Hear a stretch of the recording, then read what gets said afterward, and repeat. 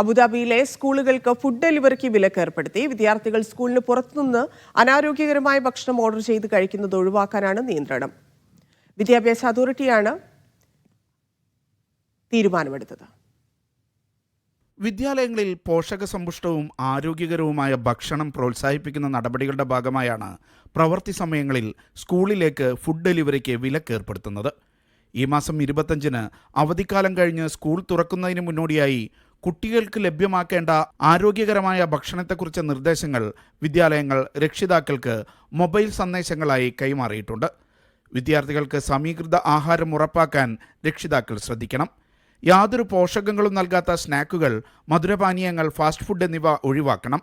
കുട്ടികൾക്ക് ഓർമ്മശക്തിയും ഏകാഗ്രതയും ഉത്സാഹവും പ്രദാനം ചെയ്യുന്ന ഭക്ഷണങ്ങളാണ് നൽകേണ്ടത്.